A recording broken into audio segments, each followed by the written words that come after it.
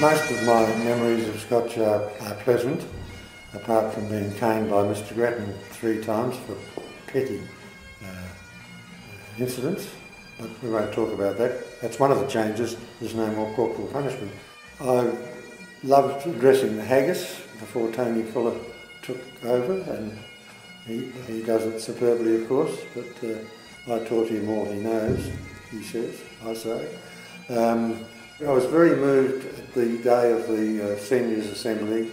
and followed by a very nice lunch, when I was waiting to go into the chapel, and suddenly the sound of the pipes and drums could be heard, and I looked to the east, and there was this movement coming around from the side of the Web Centre,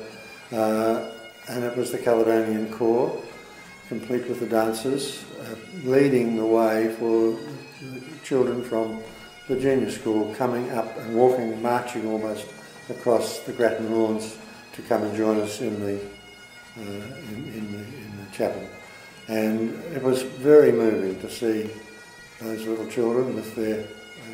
teachers and with the wonderful Caledonian Corps, so wonderfully led by Malcolm Massey. And I thought, gosh, I've seen many moving sights and heard sounds in my years at Scotch, but I don't think anything quite equalled that. I saw it as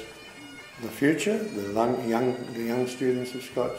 coming to join with the present students at Scotch and the past, the old collegians,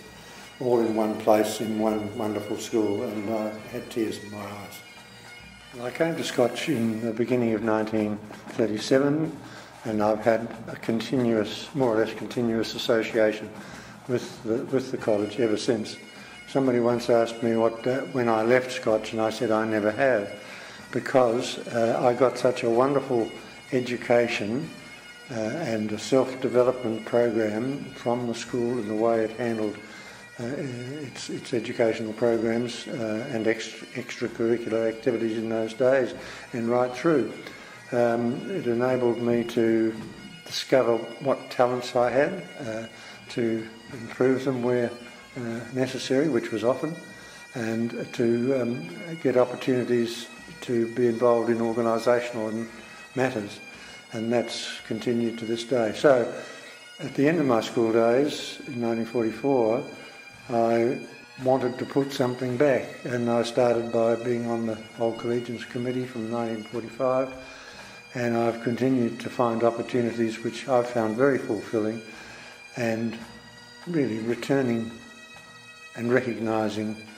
the value that I found in my time at Scotch. Well, I don't think its core values have really changed very much at all.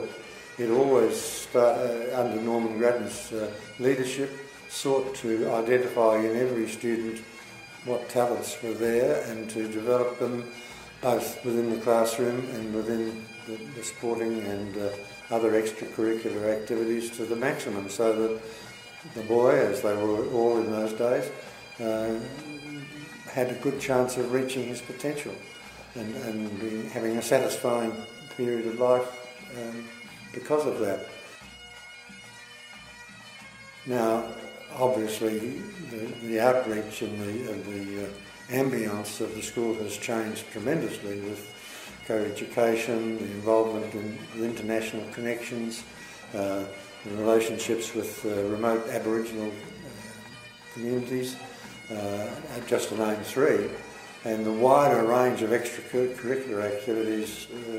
like outdoor activities, the wide range of them. I mean, it's just mind-boggling, but it's all done with the same purpose and hopefully with the same sort of achievement, but on a bigger and wider and up-to-date sort of scale. So it's been a continuum, and I think that continuity is one of the great strengths that Scotch still shows.